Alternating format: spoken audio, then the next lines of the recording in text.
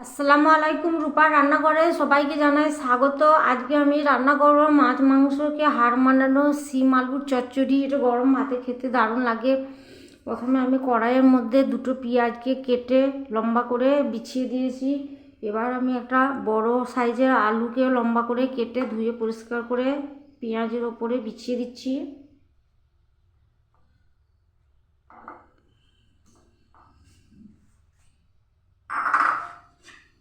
এবার দিয়ে দিচ্ছি সিমকে আমি লম্বা করে কেটে নিয়েছি।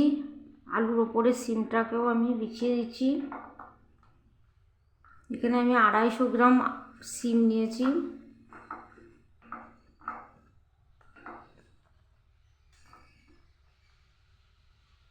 দিয়ে দিচ্ছি কাঁচা লঙ্কা চেরা। আমি কাঁচা লঙ্কাতেই রান্নাটা করব, আপনারা শুকনো লঙ্কাতেও করতে পারেন। দিয়ে দিচ্ছি আদা রসুন বাটা 1 চামচ।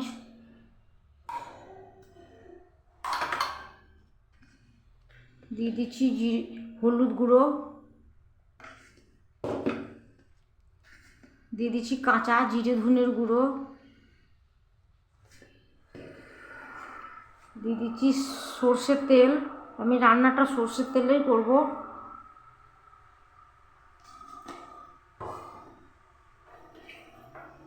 দিয়ে দিচ্ছি স্বাদ মতো লবণ।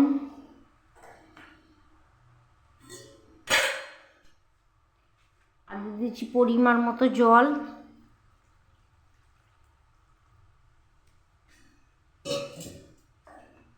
এবার আমি গ্যাসটাকে অন করে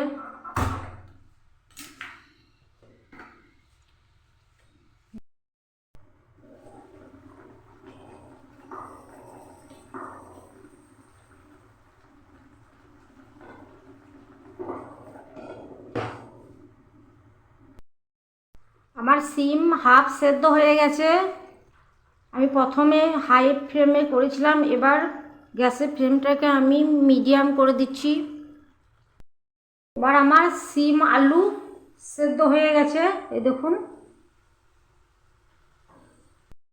অন্য একটা ছোট কড়াইয়ের মধ্যে আমি দিয়ে দিচ্ছি 2 চামচ সর্ষের তেল, আর দিয়ে দিচ্ছি একটু কালো জিরে দিয়ে একটা ফোড়ন তৈরি করে নিচ্ছি। এবার ফোড়নটা আমি সিমের মধ্যে দিয়ে দিচ্ছি।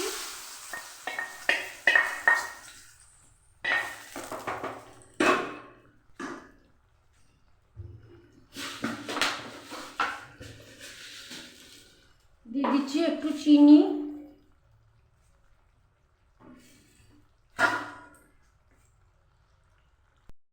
আমার তৈরি হয়ে গেছে দারুণ স্বাদের শিম আলু চচ্চড়ি।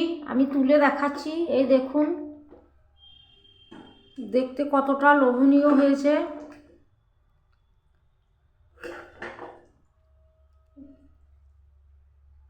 অবশ্যই একবার আমি যেভাবে বানিয়েছি এভাবে একবার বাড়িতে বানিয়ে খান, আর সবাইকে বানিয়ে খাওয়ান। দেখুন সবাই আপনার প্রশংসা করবে। যে দেখুন তেল আর মশলা পেঁয়াজ রমে রমে শিম আর আলুর মধ্যে ঢুকে গেছে। এই চচ্চড়িটা অবশ্যই একবার বাড়িতে বানান, আর যদি ভালো লেগে থাকে তাহলে আমার চ্যানেলটি সাবস্ক্রাইব করে আমাকে সাপোর্ট করুন।